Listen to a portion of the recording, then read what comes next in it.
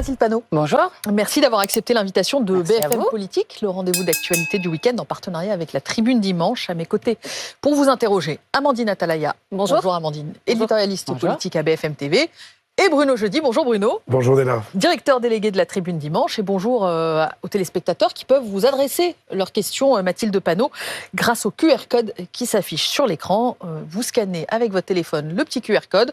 Vous envoyez votre question, je la relais à l'antenne et Mathilde Panot y répond. J'en commence par ce que l'on vient de voir, Mathilde Panot, cette proposition de loi pour abroger le délit d'apologie du terrorisme et les réactions qu'elle suscite. Difficile de faire plus ignoble, dit le ministre de l'Intérieur Bruno Retailleau. C'est une insulte pour l'ancien Premier ministre Gabriel Attal qui évoque la mémoire des victimes du terrorisme. Quelques réactions parmi d'autres, on a vu toutes les réactions que cela a suscité. Qu'est-ce qui vous a appris, Mathilde Panot? Vous voulez légaliser, à contrario, le délit d'apologie du terrorisme? Est-ce que vous pouvez me lire le nom, le titre de la proposition de loi qui a été déposée par Hugo Bernalicis? La proposition de loi pour abroger le délit d'apologie du terrorisme. Alors, il faut lire jusqu'au bout. Enfin, je ne vais pas apprendre aux journalistes à faire une lecture jusqu'au bout. Il y a marqué abroger le délit d'apologie du terrorisme. Dans le code pénal, il y a marqué. Dans le code pénal. Oui. Oui, ça a son importance, Madame Latrousse, parce qu'il se trouve qu'avant 2014, avant la loi qui a mis dans le code pénal l'apologie du terrorisme, avant cela, c'était dans le droit de presse, comme c'est d'ailleurs le cas pour l'apologie de crimes de guerre. Et ce que nous dénonçons, c'est justement que ce soit dans le code pénal et non plus dans le droit de presse. Donc nous n'abrogeons pas le délit d'apologie du terrorisme, nous le remettons dans le droit de presse, comme c'est le cas pour l'apologie de crimes de guerre.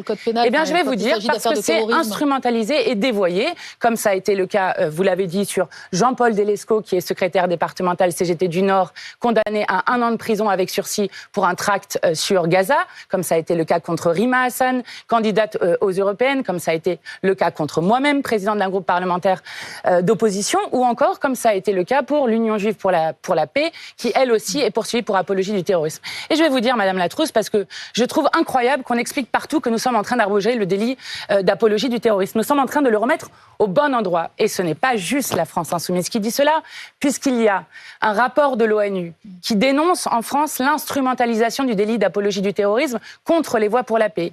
Il y a Monsieur Marc Trévidic, qui est ancien juge antiterroriste, qui d'ailleurs, c'est intéressant, lui avait justement poussé pour que ce soit dans le code pénal. Et il dit, aujourd'hui, il faudrait avoir le courage de revenir en arrière, parce qu'aujourd'hui, pour un simple tag sur la Palestine, vous pouvez vous retrouver en prison, alors que lorsque vous dites que les bombardements sur Gaza sont légitimes, vous n'êtes pas poursuivi aujourd'hui. Ça, c'est Marc Trévidic qui le dit. Juste, on voit à l'antenne le texte de 1881, il n'évoque pas le terrorisme, Mathilde Panot. C'est le texte que vous évoquez sur la liberté de la presse. Non, c'est ce qui a été fait. Non, c'est ce qui a été fait depuis entre 2006 et 2014 dans notre pays, où l'apologie du terrorisme peut tout à fait être poursuivi normalement, comme l'apologie de crimes de guerre, dans le droit de presse directement. Mais vos alliés, ils ont aussi lu l'interview de Marc Trévidic et ils n'ont pas tout à fait la même appréciation quand on entend Olivier Faure, qui lui pense que préciser la définition de l'apologie suffirait plutôt que de supprimer, abroger ce texte de 2014. Monsieur Jeudi, encore une fois, nous n'abrogeons pas le délit d'apologie du terrorisme. Nous le remettons à une autre place. En quelque sorte, nous l'encadrons. Et je suis assez surprise que Monsieur Faure dise ça, puisqu'il se trouve que Bernard Cazeneuve lui-même, et ça a été révélé par vos confrères du Canard enchaîné, disait lui aussi qu'il était inquiet de l'instrumentalisation qui en était faite et du dévoiement de l'apologie du terrorisme. Donc, même dans ses rangs, même par l'homme qui a fait cette loi en 2014, eh bien, vous vous retrouvez avec là aussi des doutes. C'est d'ailleurs des doutes qu'on retrouve, je le disais, dans le rapport de l'ONU, chez Marc Trévidic, mais aussi chez Henri Leclerc, dont toute la classe politique Henri Leclerc. Comment ? L'avocat. Exactement, président honoraire de la Ligue des droits de l'homme, dont toute la classe politique a salué la disparition, et qui lui aussi disait sur l'apologie du terrorisme dévoyée contre des politiques notamment, mais c'était un dévoiement contre la liberté d'expression. Amandine ? Oui, Mathilde Panot, est-ce que le déclencheur de tout ça, finalement, ce n'est pas vous, en l'occurrence, c'est-à-dire vos intérêts personnels et ceux de Rima Hassan, puisque vous êtes vous-même poursuivi pour apologie du terrorisme, vous venez d'ailleurs d'en reparler, donc est-ce que ça n'est pas tout simplement pour servir vos intérêts personnels que vous souhaitez remettre en cause ce délit? Ça n'a rien à voir avec nos intérêts personnels, ça a un rapport avec la défense de l'état de droit. Ce que disent nombre de juristes des organisations internationales, c'est que cette apologie du terrorisme, dans la manière dont elle est dévoyée aujourd'hui, est une atteinte à la liberté d'expression, est une atteinte à l'état de droit. Donc en quelque sorte, le seul intérêt que nous avons dans cette question, c'est de faire l'apologie de l'état de droit. Et je le redis, nous défendrons à tout moment le fait qu'on respecte les libertés fondamentales. Vous ne trouvez pas que c'est grave dans une démocratie d'avoir une candidate à une élection, d'avoir une présidente d'un groupe parlementaire d'opposition qui est poursuivie pour apologie du terrorisme? Oui, mais vous ne trouvez pas ça problématique, ce droit, comme disait Bruno. Eh bien, c'est une manière de répondre à cela. Oui, mais éviter les dérives, est-ce que ça ne pouvait pas passer par une réécriture au sein même du Code pénal? Mais nous l'encadrons, nous le remettons dans la liberté de presse. Je ne comprends pas la polémique. Et je vais juste vous dire quelque chose. C'est pour comprendre où est-ce que vous essayez d'en arriver. Je veux juste quand même vous dire quelque chose qui devrait toutes et tous nous inquiéter et qui devrait interroger la conscience de chacun. Lorsque vous voyez que cette polémique a été, comme d'habitude, montée par l'extrême droite, d'abord sur les réseaux sociaux, dans le cadre ensuite d'une revue d'extrême droite qui s'appelle Frontières, et que ensuite ça devient la une de tous les médias, non, mais la condamnation va jusqu'à vos propres alliés. Comment ? La condamnation va jusqu'à vos propres alliés. Oui, il se trouve que je viens de vous citer des propos de Bernard Cazeneuve qui lui-même s'inquiétait du dévoiement qui était fait de l'apologie du terrorisme. Donc, nous faisons juste en sorte d'encadrer le délit d'apologie du terrorisme pour qu'il ne soit pas une atteinte à l'état de droit. Bernard Cazeneuve a fait voter ce texte en 2014. Manuel Bompard fait un tweet ces dernières heures pour dire que Bernard Cazeneuve avait cédé en 2014 aux pressions de réseaux fascisants et ouvre la voie à une sévère remise en cause de nos libertés fondamentales. Bernard Cazeneuve, il est vraiment fascisant? Mais il n'a pas dit cela. Il a dit il a cédé à des... Mais comme exactement ce que dit Marc Trévidic, il dit il faudrait avoir le courage de revenir en arrière. Puisque Marc Trévidic, ancien juge antiterroriste, avait lui-même plaidé pour que ça rentre dans le code pénal. Et il dit aujourd'hui, vu la manière dont c'est utilisé et instrumentalisé, c'est problématique et donc il faut revenir dessus. Vous n'allez pas expliquer que Marc Trévidic est pour les victimes du terrorisme, pour les actes terroristes. Vous n'allez pas expliquer que l'ONU est pour les actes terroristes. Vous n'allez pas expliquer que Henri Leclerc est pour les actes terroristes. Donc, ce n'est pas ce qu'on dit, Madame Panot. Oui. C'est Olivier Faure qui pense que plutôt que le supprimer, il suffirait de le redéfinir. Eh bien, nous disons que pour le redéfinir, il suffit de revenir à la situation antérieure à 2014, où il pouvait y avoir du délit d'apologie du terrorisme qui était d'ores et déjà poursuivi. Et je vais vous dire, Monsieur Jeudi, ce qui devrait là aussi nous inquiéter, c'est qu'aujourd'hui, les moyens antiterroristes sont dévoyés contre des voix pour la paix, mais aussi contre des militants écologistes, on l'a vu encore récemment. Et je ne suis pas d'accord pour que les moyens terroristes soient utilisés contre des opposants politiques ou des militants politiques, écologistes et autres. Donc, il faut revenir à la raison sur cette question. Et ce que nous disons juste, c'est que nous voulons réencadrer le délit d'apologie du terrorisme pour qu'il puisse vraiment atteindre son but, parce qu'aucun d'entre nous n'a jamais fait l'apologie du terrorisme. Sans l'accord de vos alliés, vous ne discutez plus avec vos alliés. Bien sûr que si, nous discutons. Vous les mettez au pied du mur avec votre proposition. Mais c'est un texte de loi que nous avons déposé suite justement à l'interview de M. Marc Trévidic. Oui, vous les mettez au pied du mur sans discuter avec eux. Non, mais vous savez, il n'est pas inscrit à l'ordre du jour. Quand nous inscrivons des choses à l'ordre du jour, nous en discutons avec nos alliés. Vous allez voir, lors de notre niche parlementaire du 28 novembre, que nous discutons avec nos alliés, puisque nous allons gagner des textes très importants. Mathilde Panot, puisque vous évoquez la procédure contre vous, elle en est où? Vous avez des suites? Eh bien, c'est une excellente question, puisque je n'ai aucune suite qui a été donnée. Je rappelle que moi, je suis poursuivie pour un communiqué de presse de mon groupe parlementaire, et je suis la seule à avoir été entendue par une police antiterroriste. Et je n'ai aucune nouvelle sur la procédure, qui probablement n'ira pas plus loin.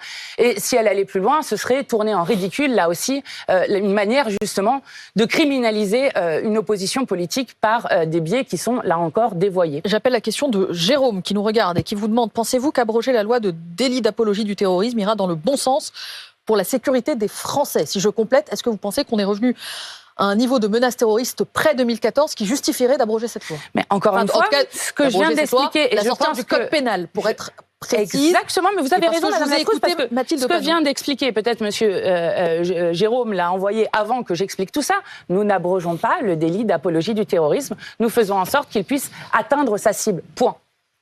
Question Mathilde Panot. Je passe au rendez-vous de demain, qui n'a rien à voir avec cette proposition de loi. Vous voyez Michel Barnier pour parler budget.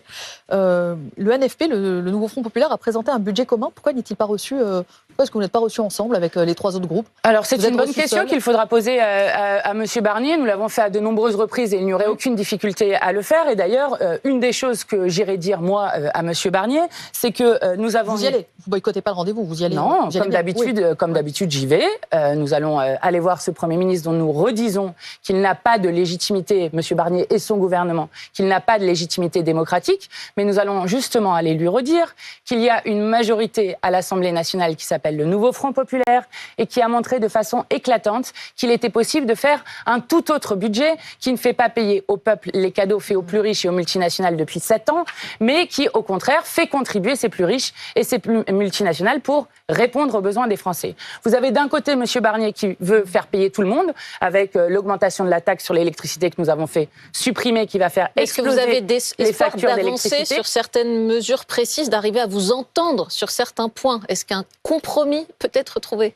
Je ne crois pas. Quand vous voyez que ce budget, dans tous les cas, va être passé en force, puisqu'il n'a pas de majorité, et d'ailleurs, c'était même très symptomatique, puisque vous n'aviez aucun macroniste qui était sur les bancs pour défendre le budget qui était posé. C'est pas en force, c'est la Constitution qui le permet. Madame Panot. Oui, tout à fait, mais je continue de dire que le 49.3 49.3 est une violence démocratique que je souhaiterais voir supprimer de notre Constitution. C'est pas une violence démocratique, ce serait la Constitution qui serait violente à ce moment-là. Tout à fait, mais je pense qu'il faut changer de constitution. Ça ne va pas vous étonner. Nous sommes les partisans d'une 6e République. Nous sommes les partisans d'une constituante, c'est-à-dire que le peuple réécrive les règles du jeu et notamment qu'on arrête avec je répète, une violence démocratique qui a notamment celle qui a permis de faire passer de force contre 93% des actifs, contre l'immense majorité du peuple français, la réforme des retraites que nous allons abroger jeudi prochain. Nous allons, j'espère, en reparler. De votre côté, c'est une motion de censure s'il dépose un 49.3, quoi qu'il en soit, ou c'est une motion de censure s'il franchit à vos yeux certaines lignes rouges? Par exemple, Marine Le Pen a dit hausse du prix de l'électricité, c'est une ligne rouge. Pas de contrôle sur l'immigration, c'est une ligne rouge. Marine Le Pen explique. Alors, elle a d'abord voté. Elle a refusé de voter avec ses députés la censure du gouvernement Barnier. Donc, M. Barnier et son gouvernement dirigent de facto avec l'appui du Rassemblement national et ils ont voté contre la destitution d'Emmanuel Macron. Donc, je vais vous dire, quand Mme Le Pen dit « s'ils font payer les Français, nous voterons la censure », eh bien, nous allons voir dans les axes ce qui va être fait. Parce que je vais vous dire, nous savons d'ores et déjà que ce budget veut faire payer les Français. Nous, par exemple, nous avons réussi à gagner dans l'hémicycle pour que tout le monde comprenne. Elle censure. Nous avons réussi à gagner dans l'hémicycle ce qu'on appelle la taxe Zuckman sur les milliardaires, c'est-à-dire le fait que les 157 milliardaires du pays soient taxés à hauteur de 2% de leur patrimoine. Je rappelle que les 500 plus grandes fortunes de France ont doublé leur fortune depuis qu'Emmanuel Macron est arrivé au pouvoir et que nous proposions de leur prendre 13 à 14 milliards, ce qui ne fera pleurer personne vu la situation d'enrichissement dans laquelle ils sont. Eh bien, par exemple, je préfère largement faire cela que ce que propose M. Barnier, aidé par Mme Marine Le Pen, qui est notamment le fait de supprimer 4000 professeurs dans l'éducation, de faire exploser les prix de l'électricité, d'avoir la moitié des retraités de ce pays qui vont voir leur pension baisser, puisque c'est ça la réalité de ce qu'il propose. Enfin, Marine Le Pen a voté aussi beaucoup d'amendements qui étaient proposés par le Nouveau Front Populaire lors des nous avons trouvé des majorités dans l'hémicycle et à la fin ils ont voté contre le budget que nous proposions, qui était un budget de justice sociale qui permettait de répondre aux besoins des Français et des Françaises. Mais donc, vous n'avez pas dit c'est quoi qu'il en soit. S'il y a un 49.3, évidemment, nous déposerons une motion de censure. Si le Premier ministre décide d'attendre le temps constitutionnel et donc de passer par ordonnance, ce qui est possible, à ce moment-là, nous déposerons une motion de censure au titre de l'article 49.2 de la Constitution. Dans tous les cas, et nous ne laisserons pas... Comment ? Et s'il ne dépose pas de 49.3, c'est ce que je dis, c'est un 49.2. C'est une manière pour que tout le monde comprenne. Si vous avez un 49.3, vous pouvez dans les 24 heures déposer une motion de censure. Une motion de censure quoi qu'il arrive. Sinon, vous avez une initiative de motion de censure. Donc c'est une motion de censure. Mais évidemment, vous avez d'abord un gouvernement, je le répète, qui est illégitime au vu des résultats des urnes, et un budget qui est le plus violent jamais vu dans la Ve République. Demain, c'est un rendez-vous pour rien. Vous allez voir Michel Barnier, mais vous n'avez rien à lui dire. Alors non, non. Alors déjà, je veux lui redire qu'il y a une majorité et un autre budget qui est disponible dans ce pays. Vous y allez pour lui dire au revoir. Et c'est lui-même qui a dit qu'il ne resterait pas longtemps. Il a l'air de le prendre avec bonhomie, donc c'est très bien. Mais je vais notamment lui apporter 2 propositions de loi. Une première que j'ai déposée hier et qui est une proposition de loi qui est très importante au vu de l'actualité et notamment du nombre de destructions d'emplois qu'il y a dans ce pays. Donc une proposition de loi que j'ai déposée qui permet d'interdire les licenciements boursiers lorsqu'il y a des versements de dividendes ou lorsqu'il y a des bénéfices dans les 2 ans passés ou de l'argent public qui est utilisé, avec un droit de veto des salariés. Et puis, je lui amènerai une autre proposition de loi, qui celle-ci a été rédigée par mon collègue insoumis Adrien Clouet, qui est une proposition de loi qui, elle, veut substituer à la journée de solidarité pour les personnes âgées et en situation de handicap, vous savez, la journée de solidarité qui a été faite, où on demande aux salariés de travailler gratuitement sans aucun argent, eh bien nous proposons de la substituer, notamment au moment où le Sénat propose d'en faire une deuxième, de la substituer par une journée nationale de solidarité des actionnaires. Je rappelle que la France est championne du versement de dividendes en Europe. Et on reviendra sur la question des actionnaires, la question de la casse sociale en 2025 et des destructions d'emplois et des licenciements boursiers que vous évoquez. Juste, la porte-parole du gouvernement ce matin chez nos confrères du Parisien aujourd'hui en France dit que s'il n'y a pas de budget de voter, et elle vous en fait porter une partie de la responsabilité, la France risquerait un scénario à la grecque. Est-ce que vous êtes prêt à la France insoumise à prendre ce risque du scénario à la grecque, c'est-à-dire faillite et éventuellement le risque que les fonctionnaires ne soient pas payés? On parle d'enseignants, de policiers, d'infirmières notamment. Eh bien, c'est faux. Et d'ailleurs, c'est une manière d'expliquer qu'après M. Barnier, le chaos et que rien ne peut être fait autrement. Je rappelle que la règle fondamentale de la démocratie, je vais expliquer pourquoi. C'est vous, c'est ce que dit le gouvernement. Excusez-moi, vu le chaos aujourd'hui avec les 150 000 emplois au moins qui pourraient être supprimés l'année prochaine et un niveau de pauvreté dans ce pays qui n'a jamais été atteint, le chaos en ce moment c'est eux. Mais je veux réexpliquer. Le principe même de la démocratie, c'est d'expliquer qu'à tout moment on peut prendre un chemin différent. Et c'est ça que s'exprime, c'est comme ça que s'exprime la souveraineté populaire sur la question des grands choix qui sont faits et qui ont donné en tête le nouveau Front populaire en juillet et non pas le Rassemblement national. Alors quel est votre chemin différent, Mathilde Panot? C'est le retour de la proposition de Lucie Castet, Premier ministre. On revient au début. Bien sûr. Même si vous le moment où M. Barnier tombera et sera défait, il ne restera que deux choix au président de la République, soit de nommer Lucie Castet et un gouvernement du nouveau Front populaire qui a un budget à disposition qui est prêt, ou alors de s'en aller. Voilà les choix qui lui restent. Enfin, et juste, pardon, mais je veux répondre juste sur la question du budget, parce que c'est important pour oui, mais pour se projeter les gens sur la comprennent. suite. Oui, mais que les gens comprennent. Si le budget n'est pas adopté, si le budget tombe, à ce moment-là, vous avez un budget qui va se faire par 1/12e, donc tous les mois, en reprenant le budget 2024. Première chose. Surtout, deuxième chose très importante, il est possible de faire adopter un budget fin janvier. C'est ce que ferait le nouveau Front populaire, c'est gouverner le pays. Vous avez conscience que vous entraînez le pays dans une crise financière? Non, je crois que c'est ce qu'est en train de faire Emmanuel Macron qui entraîne le pays dans une crise financière. En ne votant pas le budget, ou en tous les cas en faisant un 49-3, vous créez une crise politique, vous êtes d'accord? Et derrière la crise politique, c'est la crise financière. Oui, mais qui nous a entraînés dans cette crise politique? Monsieur Macron ne respecte pas le résultat des élections. Et ensuite, il ne respecte pas le résultat des élections. Il nous propose le budget le plus dur et le plus austéritaire jamais vu dans la Ve République. Et maintenant, nous devrions soit cotiser, c'est-à-dire voter pour un budget. Je rappelle que le vote du budget est emblématique de ce qui est une opposition et de ce qui ne l'est pas. Nous taire en quelque sorte sur les options politiques qu'ils sont en train de choisir. Je ne suis pas d'accord avec ça. C'est antidémocratique ce que vous êtes en train de dire. Et je le redis, nous avons un budget prêt, s'il le faut, pour gouverner dès demain et faire en sorte que ce ne soit pas le peuple français qui paye. Encore faut-il que vous ayez un ou une première ministre. Et même vos alliés aujourd'hui, Olivier Faure, dit ne pas croire un instant au fait que Lucie Castet puisse être appelée à Matignon. Et d'ailleurs, dans toutes les interviews qu'il fait, ne la soutient plus réellement. Donc, vous êtes seul à pousser aujourd'hui Lucie Castet du côté de la France insoumise. Non, je ne crois pas qu'on est seul, et y compris, je rappelle que c'est des discussions du nouveau Front populaire qui, non seulement avec 193 députés qui ont tous été élus exactement sur le même programme, qui est un programme de gouvernement dans le sens que nous n'avons pas fait un programme comme nous faisons d'habitude pour le quinquennat, nous avons fait un programme sur ce que ferait un gouvernement nouveau Front populaire dans les 100 premiers jours de son arrivée. Ce programme est toujours valable. Nous avons travaillé ensemble un budget qui permet... C'est valable pour tout le monde à gauche. Écoutez, tout le monde a été élu dessus, donc oui. Ensuite, nous avons un budget qui permet de répondre aux besoins urgents des Français et des Françaises. Je rappelle que vous avez un nombre inédit et record d'enfants qui dorment à la rue, un nombre inédit et record de personnes sans abri. Vous avez 1 élève sur 5 qui arrive à l'école en ayant faim en allant à l'école. Vous avez un nombre de gens, 1 Français sur 3, qui se privent régulièrement de repas pour pouvoir donner à manger à ses enfants. Voilà ce que j'appelle le chaos. Et nous pouvons faire autrement. Voilà ce que nous disons. Dans quelques instants, Mathilde Panot poursuit la conversation sur les plans sociaux, je vous le disais, mais aussi sur la situation en Israël. Le mandat d'arrêt émis par la Cour pénale internationale contre Benjamin Netanyahou, le Premier ministre israélien. La France doit-elle s'engager à exécuter ce mandat d'arrêt, à arrêter Benjamin Netanyahou s'il venait sur le sol français? Vous nous répondrez dans quelques instants. BFM Politique, toujours avec Mathilde Panot, présidente du groupe La France Insoumise à l'Assemblée nationale, et toujours avec à mes côtés Amandine Atalaya et Bruno Jeudi pour vous interroger.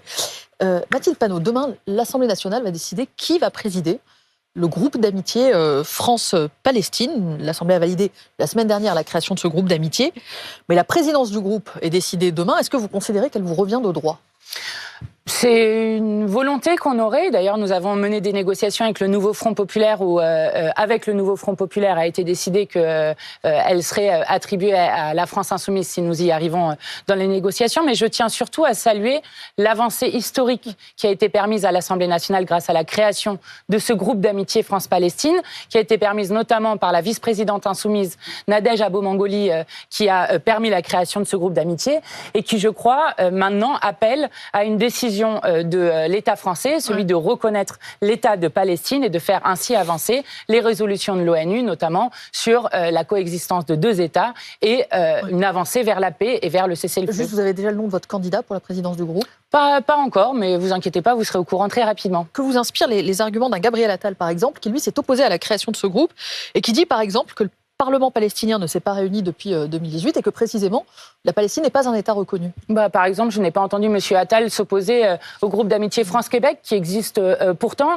Il se trouve que, en plus, ça a un sens tout particulier à l'Assemblée nationale, puisque je le rappelle, en 2014, il y a eu un vote à la majorité à l'Assemblée nationale pour justement inviter le gouvernement à reconnaître l'État de Palestine. Donc encore une fois, je crois que c'est dans ce moment où il y a un génocide contre le peuple palestinien, une politique de colonisation qui se continue de manière extrêmement violente en Cisjordanie, que c'est un geste d'amitié envers le peuple palestinien qui est très fort et qui appelle maintenant à ce que la France prenne ses responsabilités. Mathilde Panot, la Cour pénale internationale a émis des mandats d'arrêt contre 3 personnes, contre le chef de la branche armée du Hamas qui est présumé mort et surtout contre le Premier ministre israélien Benjamin Netanyahou et son ex-ministre de la Défense Yoav Gallant. La France aujourd'hui prend acte de ces mandats d'arrêt. Est-ce qu'elle doit s'engager plus fermement à exécuter ces mandats d'arrêt, c'est-à-dire arrêter Benjamin Netanyahou et Yoav Gallant s'ils viennent en France ? Évidemment, et d'ailleurs j'observe que d'autres pays s'y sont engagés, notamment je pense au Canada, au Royaume-Uni, à l'Italie, qui ont dit qu'ils arrêteraient M. Netanyahou notamment, donc qui est maintenant au fait de la décision de la Cour pénale internationale, un criminel de guerre, et donc en tant que tel doit être arrêté. Je rappelle que le statut de Rome, qui a été ratifié par plus de 120 pays dans le monde, que la France a ratifié, impose aux États d'obéir à ce qui est fait par la Cour pénale internationale. Et moi, je suis assez inquiète de voir que d'abord, la France continue d'avoir des doubles standards, puisque lorsqu'il y avait eu un mandat d'arrêt contre Poutine, à raison de la part de la Cour pénale internationale, la France avait dit que cette décision ferait date et que les criminels de guerre devaient être arrêtés. Donc ça, c'est la première chose. Et que la deuxième chose... Vous dites double standard, vous l'expliquez ? Enfin, c'est quoi le c'est à eux de l'expliquer. Et donc, j'ose espérer que la France, si c'était le cas, et qu'elle dise plus fermement qu'elle arrêterait le criminel de guerre Netanyahou, au vu de la décision de la Cour pénale internationale. Je suis d'autant plus inquiète, je dis juste un dernier mot dessus, lorsque je vois Sylvain Maillard, ancien président du groupe Renaissance, qui n'arrive pas à dire sur un plateau télé, lorsqu'on lui demande si cette décision est antisémite, qui étaient les mots de M. Netanyahou, qui n'arrive pas à dire que non, cette décision n'est pas antisémite. Et je vous signale juste que la Cour pénale internationale a fait appel à un collège de 6 experts, dont Théodore Meron, qui était un de ces 6 experts pour la Cour pénale internationale. Théodore Meron, qui est très connu et respecté sur la question du droit international, ancien ambassadeur d'Israël et surtout survivant de l'Holocauste, qui a été 4 ans dans des camps de concentration nazis. Et avec ce collège de 6 experts, ils ont tous les 6 décidé que la décision de la Cour pénale était unanimement justifiée. Est-ce que vous souhaitez au-delà la démission ou la destitution de Benjamin Netanyahou, puisque vous considérez que c'est un criminel de guerre qui doit être arrêté en France? Moi, écoutez, je ne suis pas israélienne, je suis française et je considère que la France doit faire respecter le droit international, c'est la première des choses. Et la deuxième chose, je parlais tout à l'heure de ce que la France pourrait faire. Reconnaître l'État de Palestine, mais aussi suspendre l'accord d'association entre l'Union européenne et Israël, décider de sanctions à l'encontre de M. Netanyahou et décider d'un embargo sur les armes. Bref, la France a les moyens d'agir pour la paix, elle doit le faire, d'autant plus dans un moment où les États-Unis sont en train de mettre en danger gravement la paix, que ce soit au Proche-Orient ou en Ukraine. Pour vous, Mathilde Panot, Israël doit être traité de la même façon que la Russie ? c'est pas la question de ça, c'est que juste il faut respecter le droit international et vous avez la Cour pénale internationale qui a décidé qu'il y avait un criminel de guerre qui s'appelait Monsieur Poutine et qui devait donc être arrêté sur le territoire des 120 pays qui ont ratifié le statut de Rome et Monsieur Netanyahou qui devait être arrêté dans les 120 pays qui ont ratifié le statut de Rome. C'est juste le respect du droit international et c'est comme ça qu'on fait avancer les voies pour la paix et justement les cessez-le-feu, que ce soit en Ukraine et à Gaza.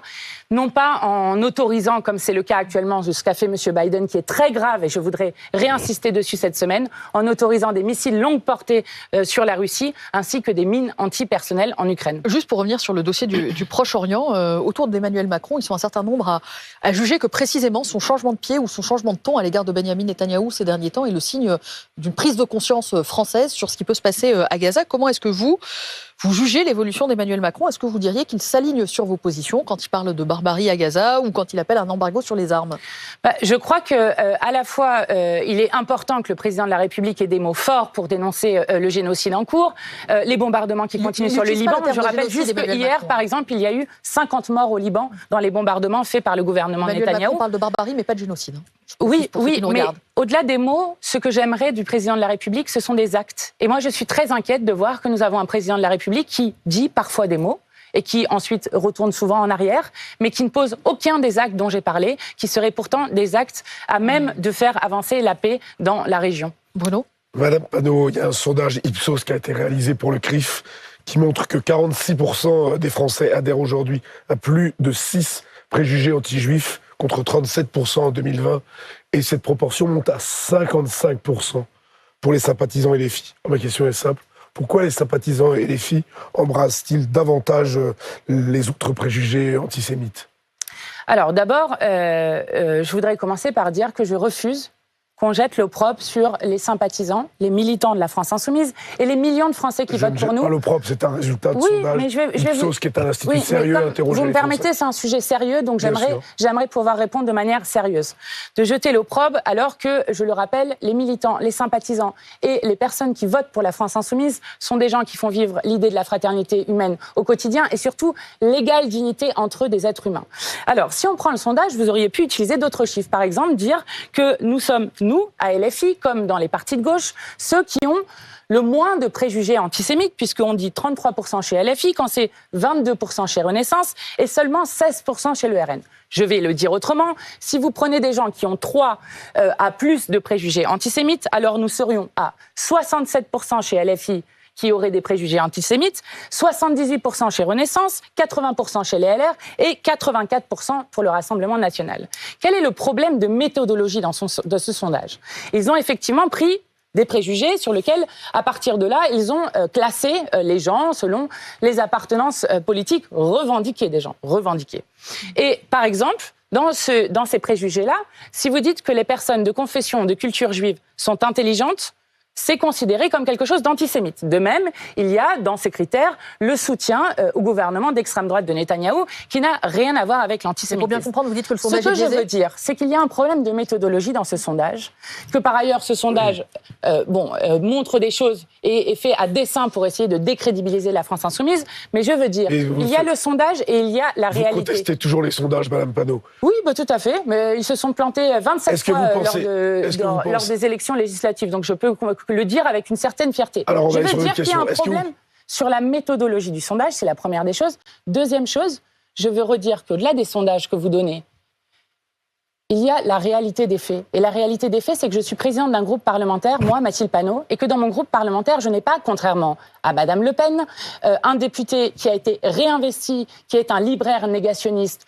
Monsieur Bocaletti, qui n'a pas seulement émis des opinions antisémites, mais diffusé des idées antisémites avec cette librairie. Que moi, je ne suis pas d'un mouvement politique, moi, de la France Insoumise, qui, par exemple, a investi des candidats qui disent que le gaz avait rendu justice aux victimes de la Shoah, ni d'un parti qui a été fondé par Jean-Marie Le Pen, qui a été multi-condamné sur la négation de crimes contre l'humanité. Madame Panot, je vais vous poser une question qui a été posée dans le sondage. Pensez-vous que le peuple israélien est agressif? Et après, je vais vous donner la réponse qui est faite pour les filles. Non, je vais vous dire, nous avons toujours fait la différence entre les peuples et les gouvernements. 61% des sympathisants et les filles, eux, le pensent contre 36% pour l'ensemble des Français. Et donc, vous, par exemple, vous pensez vraiment qu'il y a 78% des sympathisants Renaissance qui sont antisémites? Non, mais moi, par contre, ce que je vais vous demander, 80% des Mme LR. Panot, est-ce que vous faites une distinction entre le peuple israélien et Benjamin Netanyahou? Mais oui, nous l'avons toujours dit, Monsieur Jeudi. Alors, je ne vais pas vous apprendre quelque chose. J'ai toujours dit que nous refaisons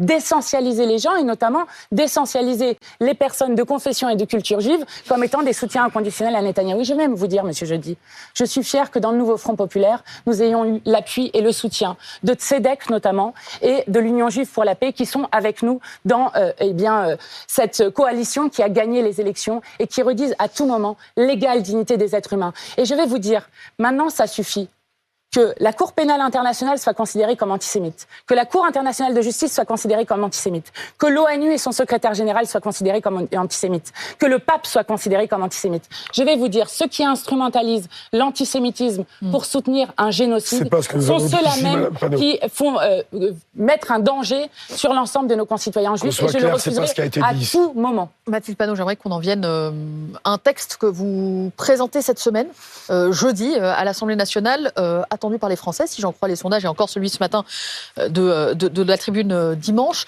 Le sondage Elab, qui a été d'ailleurs aussi fait par BFM TV, un texte pour abroger la réforme des retraites. Ce sera donc jeudi, c'est un texte porté par des députés insoumis. Est-ce que vous êtes sûr de faire le plein de voix à gauche jeudi pour abroger la réforme des retraites? Et là, vous n'allez pas me dire qu'il y a des astérisques à lire dans le texte, c'est clairement abroger la réforme des retraites. Hein.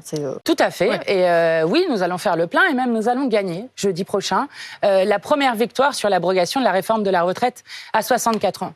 C'est un signal politique très très puissant. On a gagné en commission, on va gagner jeudi prochain. C'est un signal politique très très puissant. D'abord, qui montre qu'il est possible de défaire la politique de Macron et de son monde de malheur. Première chose. Deuxième chose, et ça, j'espère que les macronistes vont se le coller dans le crâne, on ne peut pas gouverner contre le peuple, notamment en imposant une réforme de force dont personne ne veut. Et surtout, un signal très puissant pour dire que nous ne sommes pas condamnés à vivre toujours plus mal et qu'il est possible de libérer du temps pour s'occuper de ses petits-enfants, pour s'occuper de soi, s'occuper des autres, être militant ou président d'une association. Que, Mathilde Panot, vous voulez aller au-delà de la suppression de la réforme Macron, c'est-à-dire que vous voulez aussi supprimer la réforme Touraine, c'est-à-dire celle qui demandait d'aller au-delà de 42 annuités de cotisation pour ceux qui sont nés à partir de 1964 et qui ont donc 60 ans aujourd'hui. Or, vos alliés socialistes, par exemple, sur ce point, disent que supprimer la réforme Touraine, c'est infinançable. Donc, est-ce que vous êtes bien certaine qu'ils vont vous suivre ? Alors oui, d'ailleurs, ça a été dit dans vos confrères, par exemple, de l'AFP, où ils ont dit que, y compris si cette abrogation de la loi Touraine n'est pas juste de l'accélération de la loi Touraine restée, ils voteraient pour le texte, ce qu'ils ont d'ailleurs démontré en commission. Ça, c'est la première des choses. Deuxième chose, sur la question du financement, je ne vais pas vous refaire l'ensemble du financement, parce que nous ne sommes pas, et ça, ce n'est pas un scoop pour vous, mais alors ni pour la retraite à 62 ans, ni pour 42 annuités, nous sommes pour la retraite à 60 ans et pour 40 annuités. Et donc, nous avons fait, notamment à l'initiative d'Éric Coquerel, président de la Commission des finances, et de Charles de Courson, rapporteur général du budget, une conférence de financement avec les syndicats que nous demandons depuis des mois et des mois au gouvernement. Combien coûterait bien sûr, l'abrogation de la réforme Touraine? Ça, c'est à peu près entre, si on prend la loi totale, entre 15 et 16 milliards qu'il faudrait trouver. Et je vais vous dire comment on peut les trouver. C'est extrêmement simple. D'abord, en augmentant les salaires, on pourrait à la fois avoir des cotisations supplémentaires qui permettent de remplir les caisses de l'assurance, de l'assurance retraite. Vous pouvez... Et vous augmentez les salaires dans le privé. Vous pouvez, non, surcotiser très légèrement sur les hauts salaires, ce que nous proposons, et surtout soumettre à cotisation des revenus qui jusqu'alors ne sont pas soumis à cotisation. Je pense au rachat d'actions, aux dividendes et autres, qui permettraient de financer pas seulement la retraite à 62 ans et à 42 annuités, mais la retraite à 60 ans avec 40 annuités, et qui est un objectif de progrès commun qui montre qu'on peut aller vers plus de bonheur et une société qui est plus juste. Mais sauf que vous voyez bien ce que vous dit le patronat, Mathilde Panot, et c'est notamment la page de publicité achetée ce matin par le MEDEF dans un certain nombre de quotidiens. Ils vous disent plus d'impôts, moins d'emplois. Donc vous aurez peut-être des salariés mieux payés, mais ils seront moins nombreux. Mais c'est la fable qu'on nous fait depuis des années et des années. Regardez le résultat de la politique de l'offre qui a été menée par Emmanuel Macron depuis maintenant 7 ans. Cette politique de cadeaux fiscaux fait aux actionnaires, fait au grand patronat, fait aux milliardaires, dont on nous avait vanté qu'il donnerait un ruissellement. Le résultat, vous avez vu le nombre de plans sociaux de plans de licenciement qui sont en train de s'annoncer dans le pays. Vous avez Sanofi, ArcelorMittal, vous avez Michelin, vous avez Auchan, et à chaque fois, ils licencient avec de l'argent public. Donc, je le dis, non seulement c'est un échec budgétaire, c'est ce qui mène au déficit, que la courbe du chômage a baissé pendant des années. Oui, et il va réaugmenter de combien, monsieur Jeudi? Mais c'est-à-dire que la situation économique a un peu changé. Mais pourquoi la situation économique est-elle comme cela? L'instabilité politique a créé aussi du doute chez les chefs d'entreprise qui aujourd'hui ont un peu moins envie d'investir qu'ils ne l'avaient il y a quelques années. Je vais vous dire, monsieur Jeudi, vous faites comme le font à chaque fois les néolibéraux, vous vous cachez derrière les petites entreprises. Je vais vous dire, les petites entreprises, elles ont besoin d'avoir leur carnet de commandes rempli. Et pour ça, il faut notamment que les gens retrouvent du pouvoir d'achat, de pouvoir consommer. C'est la consommation populaire qui fait la majorité de la croissance de ce pays. Donc, il faut pouvoir faire en sorte qu'ils puissent acheter des choses, etc. Quant aux grands groupes, regardez Michelin, par exemple. Michelin, qui n'est plus du tout une petite entreprise familiale, qui est détenue à 70% par des fonds de pension américains, notamment BlackRock, qui non seulement essaye de mettre la main sur les 300 milliards de retraite par la retraite à capitalisation, a été un des artisans de la réforme de la retraite qui nous a volé 2 ans de vie et maintenant supprime des emplois. Pourquoi? Que font-ils avec ça? Ils veulent distribuer 50% de leurs bénéfices aux actionnaires. Le résultat, c'est que l'année dernière, il y a 1,4 milliards d'euros qui ont été distribués aux actionnaires de Michelin. Et maintenant, on nous explique qu'il faudrait supprimer 1250 emplois. Et aux salariés. 1250 emplois. Et aux salariés de Michelin. Ils ont organisé leur propre concurrence avec une usine en Pologne. Vous savez, Cholet, ce que ça va créer, c'est à la fois des gens qui vont se retrouver. Parfois, le père, le fils qui est rentré dans l'entreprise. C'est parfois des couples qui y travaillent. Et Cholet, derrière, c'est les sous-traitants. Excusez-moi de le dire, mais c'est très important. C'est justement les petits commerces quand il y a 900 personnes qui vivent. Vous avez un marché d'automobile qui est en panne et qui fait que, effectivement, eh bien, nous pouvons faire autrement. Voilà ce que nous sommes en de... train de dire. Nous ne sommes pas condamnés à toujours attendre et à dire détruisez tous les emplois que vous voulez. On a donné de l'argent public à tout va. Vous ne pouvez pas vivre en dehors du monde. Le secteur automobile est en panne. Ça a des conséquences sur les entreprises de ce secteur. Et mais donc, il n'y a plus de voitures en France, monsieur Jeudi? Mais donc, il y en a moins qui... Le Mercosur, qui permet notamment d'envoyer des voitures, l'industrie automobile. Il faut quand même le dire. Oui, mais enfin, l'industrie française est aussi concernée par des exportations. Est-ce que c'est pas une bonne raison, peut-être? Est-ce qu'on n'exporte pas aujourd'hui? On exporte. Oui. Donc, en fait, on exporterait davantage. Non. En fait, le principe du libre-échange, quel est-il? Le libre-échange est un modèle qui est complètement archaïque. C'est-à-dire qu'on organise le grand déménagement du monde, où on va envoyer des marchandises d'un bout à l'autre de la planète à 11 000 km avec les pays du Mercosur. Surtout, le Mercosur est dangereux parce que, notamment, il met en concurrence notamment le modèle d'agriculture familiale français avec des méga-fermes usines, qui sont notamment le cas au Brésil, et avec notamment des normes sociales, sanitaires et environnementales qui n'ont rien à voir avec ce qu'ont les agriculteurs français.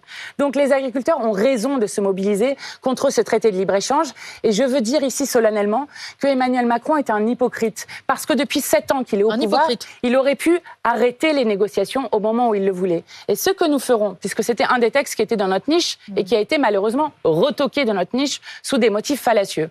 Nous avons obtenu un débat 50-1, c'est-à-dire un débat et un vote sur une déclaration du Premier ministre. Je le redis solennellement. Si le Premier ministre répète ce qui est dit depuis des mois, c'est-à-dire qu'ils ne veulent pas du Mercosur en l'état, nous voterons contre cette déclaration. Si par contre il dit qu'il ne veut pas du Mercosur, point, sans aucune condition, à ce moment-là, nous voterons pour. Mais pourquoi pas? Qu'est-ce qu'ils essayent de faire croire? Point, si vous écoutez, votre point, c'est l'agriculture. Enfin, si l'agriculture est sortie du texte, mais que pour les industries automobiles françaises... Mais non. Ça ne sera jamais sorti du texte. Je vais vous expliquer. Ils disent qu'on pourrait faire des clauses miroirs. Les clauses miroirs, c'est quoi, pour que tout le monde comprenne? C'est de dire que les normes qui s'appliquent en France doivent s'appliquer aux produits qui sont importés dans l'Union européenne et en France. Le problème, c'est que la Commission européenne elle-même dit qu'il est absolument impossible, par exemple sur du bœuf traité aux hormones de croissance, ce qui est interdit en France, de détecter ces hormones justement quand ils arrivent. Donc c'est impossible de faire ça. Donc tout ça est une forme de mythe et il faut arrêter avec les traités de libre-échange. Je dirais juste une dernière chose, ce n'est pas vous qui allez me dire le contraire. Par exemple, dans le Mercosur, il y a 180 000 tonnes de volailles qui seraient exportées, importées vers l'Union européenne. La France a les moyens d'arrêter la signature. On n'a pas les moyens de faire de la volaille? Non, mais on n'a pas les moyens d'arrêter tout seul la signature de ce traité. Mais oui, mais si, la France, je vais vous dire, sans la France, le Mercosur ne se fera pas. Et donc, il y a la possibilité d'avoir la minorité de blocage. Non, mais il faut la travailler. Écoutez, Emmanuel Macron arrive et puis au bout de 7 ans, il n'a rien fait. Et puis il dit, il n'y a pas de minorité de blocage. Il faut la travailler, la minorité de blocage. La France a rallié l'Italie à elle cette semaine. Elle essaie de rallier les Pays-Bas ou la Belgique pour pouvoir former cette minorité de blocage. C'est un peu tard, mais s'il y arrive, c'est très bien. C'était un peu tard, c'est que jusqu'à présent, il y avait peu de Et pays je qui dois voulaient dire suivre la France. qu'Emmanuel Macron, comme chantre du libre-échange, il n'y a pas eu mieux. Donc, ce que nous disons, c'est que depuis le début, le seul groupe qui a voté contre tous les accords de libre-échange, c'est celui dans lequel siègent les Insoumis, celui de la gauche européenne. Mathilde Panot, j'ai une dernière question pour vous. Allez-y. La Tribune dimanche, ce matin, révèle le plan du gouvernement contre les violences sexistes et sexuelles. Si je résume, c'est plus de moyens pour protéger les femmes qui sont contraintes de quitter le domicile suite à des violences du conjoint. C'est des plaintes qui peuvent être prises dès l'hôpital et des moyens renforcés auprès de la police pour mieux former ceux qui accueillent les victimes et qui recueillent leurs plaintes. Je sais que c'est un sujet qui vous tient à cœur. Est-ce que les annonces qui sont faites, ou en tout cas les indiscrétions que l'on peut lire dans les colonnes de la Tribune dimanche, vous semblent aller dans le bon sens? Écoutez, moi je crois que les organisations féministes sont fatiguées des promesses qui sont faites année après année. Je rappelle que depuis 2017, l'égalité entre les femmes et les hommes, la lutte contre les violences sexistes et sexuelles est censée être la grande cause du quinquennat. Et on se retrouve avec des moyens qui ne sont toujours pas mis sur la table. Hier, il y avait plus de 100 000 personnes qui manifestaient, notamment pour qu'il y ait les 2,6 milliards de moyens donnés aux associations qui soient donnés chaque année pour lutter contre les violences sexistes et sexuelles.